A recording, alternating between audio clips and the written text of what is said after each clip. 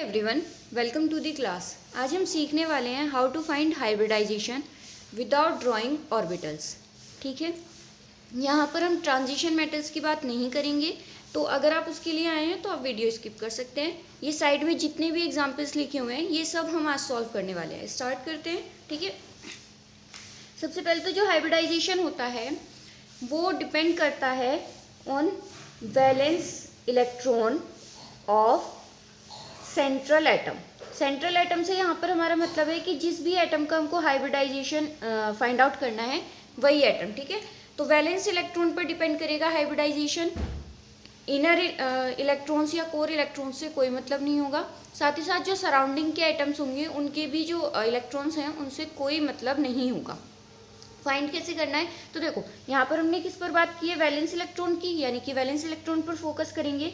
तो जो valence electron होते हैं वो दो टाइप से ही हो सकते हैं, या तो वो बॉन्डेड होंगे मतलब वो बॉन्डिंग में पार्टिसिपेट करेंगे, या तो वो नॉन बॉन्डिंग होंगे मतलब बॉन्डिंग में पार्टिसिपेट नहीं करेंगे। ठीक है, अगर बॉन्डेड होंगे तो या तो वो सिंगल बॉन्ड बनाएंगे या डबल बॉन्ड बनाएंगे या ट्रिपल बॉन्ड बनाएंगे, और अगर नॉन बॉन्डेड होंगे तो या तो लोन पेयर की फॉर्म में होंगे या तो फिर अनपेयर्ड इलेक्ट्रॉन की फॉर्म में होंगे। ठीक है, अब हम क्या करने वाले हैं, इन्हीं को ही हम इलेक्ट्रॉन रीजन मानने वाले हैं। देखो ये जो सिंगल बॉन्ड है इसको आप एक इलेक्ट्रॉन रीजन कंसीडर करोगे, मतलब 1 काउंट करोगे, डबल बॉन्ड को 1 काउंट करोगे और ट्रिपल बॉन्ड को 1 काउंट करोगे। उसी तरीके से लोन पेयर को भी 1 काउंट करोगे और अनपेयर्ड इलेक्ट्रॉन को भी 1 काउंट करोगे। ठीक है, क्योंकि ये इलेक्ट्रॉन्स ही हैं, यहाँ पर बॉन्ड वगैरह सब कौन बना रहा है, इलेक्ट्रॉन्स बना रहा है, इसलिए हम इनको इलेक्ट्रॉन रीजन बोल रहे हैं। अब इनसे हाइब्रिडाइजेशन कैसे हम फाइंड करेंगे, तो देखो हाइब्रिडाइजेशन के लिए हम फाइंड करने वाले हैं यही इलेक्ट्रॉन रीजन, कि जो हमारा कंपाउंड है या हमारा मॉलिक्यूल है उसमें कितने इलेक्ट्रॉन रीजन होने वाले हैं। इलेक्ट्रॉन रीजन क्या है, नंबर ऑफ बॉन्ड्स कि कितने नंबर ऑफ बॉन्ड्स हैं प्लस कितने लोन पेयर प्रेजेंट हैं और प्लस कितने अनपेयर्ड इलेक्ट्रॉन हैं। ठीक है, अब इसमें जो अनपेयर्ड इलेक्ट्रॉन वाली बात है इसमें थोड़ा सा ट्विस्ट है, तो हम इसको अभी के लिए ब्रेसेस में कर देते हैं। ठीक है, मतलब इसके लिए थोड़ा सा अलग से मैं आपको कुछ बताऊंगी, बस इतना ही है।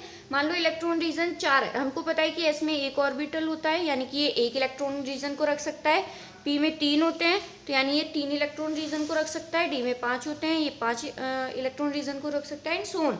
ठीक है, तो अगर हमारी इलेक्ट्रॉन रीजन की वैल्यू 4 आई तो एक एस में जाएगा और 3 पी में चले जाएंगे, तो हाइब्रिडाइजेशन क्या हो जाएगा, sp3। इसी तरीके से होगा, जैसे जैसे हम एग्जाम्पल करेंगे आपको और ज़्यादा क्लियर हो जाएगा। इतनी बात समझ में आ गई, स्टार्ट करते हैं। फर्स्ट एग्जाम्पल है CH4, ड्रॉ कर लेते हैं। CH कार्बन के 4 वैलेंस इलेक्ट्रॉन होते हैं ना, चारों ने यहाँ पर क्या कर लिया, बॉन्डिंग कर ली। तो कितने बॉन्ड्स बने, नंबर ऑफ बॉन्ड्स, मतलब एक इलेक्ट्रॉन रीजन, एक इलेक्ट्रॉन रीजन, एक इलेक्ट्रॉन रीजन और एक इलेक्ट्रॉन रीजन। क्या यहाँ पे कोई लोन पेयर या अनपेयर्ड या और कुछ है, नहीं। तो यहाँ पर कितने इलेक्ट्रॉन रीजन आए, 4। तो हाइब्रिडाइजेशन क्या हो जाएगा, sp3। क्लियर, ये थोड़ा सा डिटेल में बताया था, हम बहुत फटाफट से इनको सॉल्व कर लेंगे। C2H4 structure, C double bond C, H और H, कोई लोन पेयर कोई अनपेयर्ड कुछ नहीं। बॉन्ड्स काउंट कर लेते हैं, 1 2 मान लो हमें इस वाले कार्बन के लिए हाइब्रिडाइजेशन निकालना है। ठीक है, तो जो इसके सराउंडिंग में बॉन्ड्स हैं सिर्फ वही कैलकुलेट करेंगे, तो 1 2 3, तो that means electron region 3, hybridization sp2, simple. Next example C2H2, C triple bond C, H and H। मान लो इस वाले कार्बन के लिए फाइंड आउट करना है, तो एक इलेक्ट्रॉन रीजन, 2 इलेक्ट्रॉन रीजन, इसके अलावा और कुछ नहीं।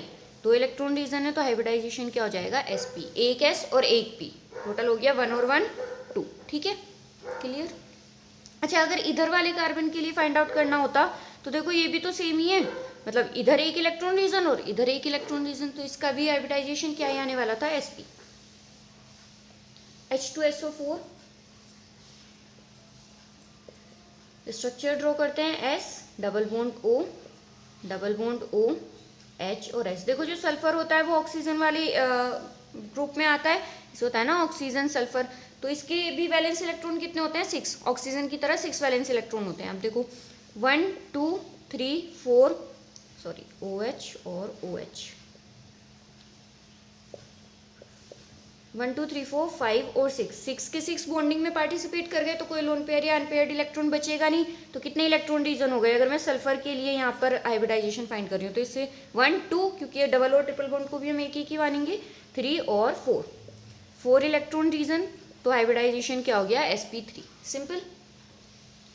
देखो मैंने इलेक्ट्रॉन रीजन की हेल्प से आपको VSEPR में शेप्स वगैरह भी बताई हैं, तो आप चाहो तो आप वहाँ से वो भी देख सकते हो। दोनों चीज़ों के लिए कॉमन हो जाएगा, हाइब्रिडाइजेशन और वैलेंस इलेक्ट्रॉन VSEPR के लिए।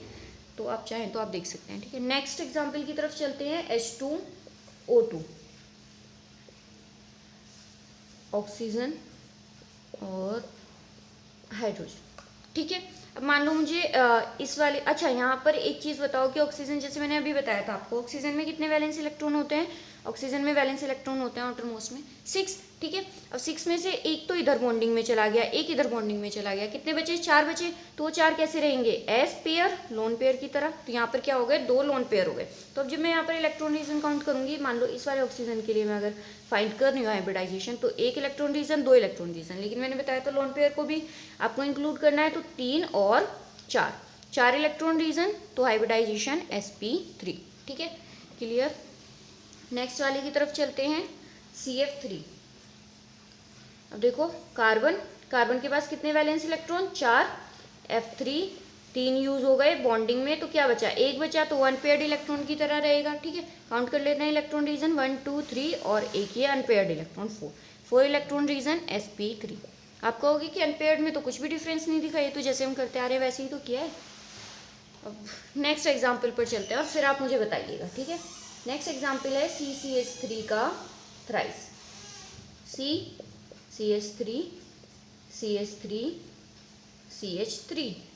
ठीक है, 3 इलेक्ट्रॉन बॉन्ड बनाने में यूज हो गए, 1 इलेक्ट्रॉन बचा। तो यहाँ पर भी क्या होना चाहिए था? सेम वही, 4 हो गए आपके इलेक्ट्रॉन रीजन, तो जो हाइब्रिडाइजेशन होना चाहिए वो sp3 होना चाहिए, लेकिन sp3 नहीं होता। यहाँ पर जो हाइब्रिडाइजेशन होता है वो होता है sp2। अब आप कहोगे ये कैसे हो गया?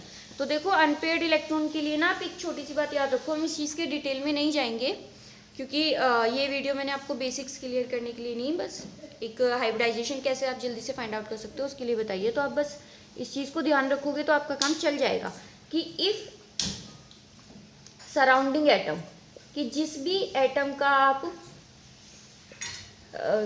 हाइब्रिडाइजेशन निकाल रहे हो उसके जो सराउंडिंग एटम है, मतलब उसके आसपास का जो एटम है, अगर वो मोर इलेक्ट्रोनेगेटिव है, किससे? ऑफ कोर्स सेंट्रल एटम से, क्योंकि हम सेंट्रल एटम की बात करें। अगर वो ज़्यादा इलेक्ट्रोनेगेटिव है तो आप अनपेयर्ड इलेक्ट्रॉन को काउंट करोगे एज इलेक्ट्रॉन रीजन, लेकिन अगर वो लेस इलेक्ट्रोनेगेटिव है तो आप यहाँ पर अनपेयर्ड इलेक्ट्रॉन को काउंट नहीं करोगे। क्लियर हो गई इतनी बात? बस यही था जो आपको याद रखना है। अब देखो जब हम CF3 की बात कर रहे थे तो इसमें क्या था, अब क्लियर है ना? जब हम CF3 की बात कर रहे थे तो इसमें क्या था, कार्बन के पास कौन था? फ्लोरीन। और हम जानते हैं कि फ्लोरीन जो है वो पीरियोडिक टेबल में सबसे ज़्यादा इलेक्ट्रोनेगेटिव है, मोस्ट इलेक्ट्रोनेगेटिव। 3 मोस्ट इलेक्ट्रोनेगेटिव कौन कौन से हैं? FON, phone. ठीक है, उसमें भी फ्लोरीन सबसे ज़्यादा इलेक्ट्रोनेगेटिव है, देन ऑक्सीजन का नंबर आता है और देन नाइट्रोजन। तो फ्लोरीन क्योंकि ज़्यादा इलेक्ट्रोनेगेटिव था इसलिए यहाँ पे हमने अनपेयर्ड इलेक्ट्रॉन को काउंट किया था एज इलेक्ट्रॉन रीजन। पर जब हम बात करते हैं CCH3 के होल थ्राइस की, तो यहाँ पर ये जो मिथाइल ग्रुप है CH3, ये क्या है? ये कार्बन से लेस इलेक्ट्रोनेगेटिव है। अब जब लेस इलेक्ट्रोनेगेटिव है तो इस केस में हम जो हमारा अनपेयर्ड इलेक्ट्रॉन है इसे इलेक्ट्रॉन रीजन काउंट नहीं करेंगे। तो यहाँ पर कितने बचे? 1 2 3 और 3 इलेक्ट्रॉन रीजन का मतलब हाइब्रिडाइजेशन क्या हो गया? sp2। That's it, simple. अब NO2 के लिए चेक करते हैं। तो बीच में हम नाइट्रोजन, ठीक है, डबल बॉन्ड O और एक तरफ सिंगल बॉन्ड O। अब नाइट्रोजन के वैलेंस इलेक्ट्रॉन कितने होते हैं? 5 होते हैं।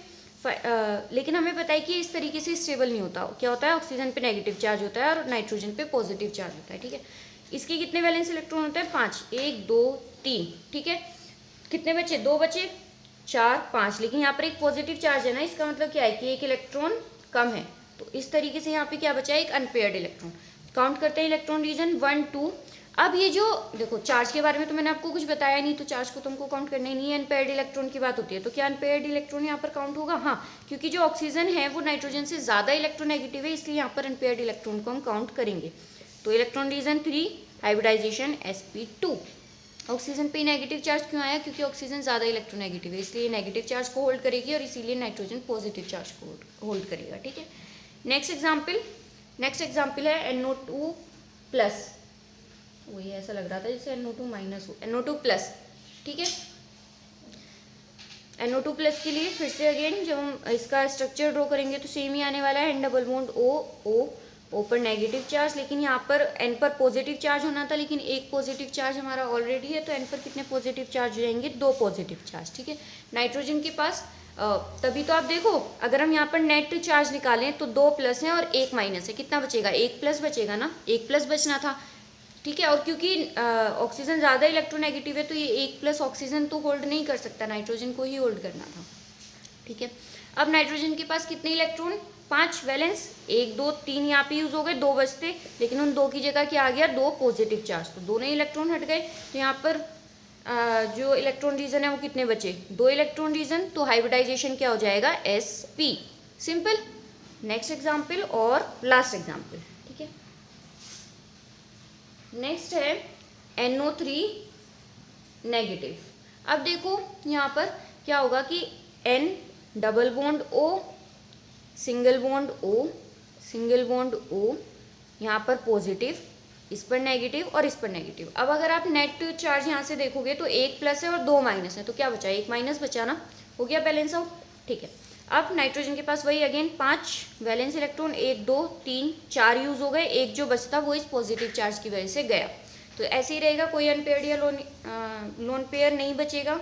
काउंट कर लेते हैं, 1 2 3, 3 क्या हो गए यहाँ पर? इलेक्ट्रॉन रीजन, तो हाइब्रिडाइजेशन क्या हो गया? sp2। आई होप आपको समझ में आया हो और ये आपको हेल्प करेगा आपके क्वेश्चन सॉल्व करने में। इसके अलावा भी अगर कोई डाउट रह जाता है तो आप मुझसे कमेंट बॉक्स में पूछ सकते हैं, और अगर आपको कोई सजेशन देना हो तो वो भी आप कमेंट बॉक्स में बता सकते हैं। Thank you for watching.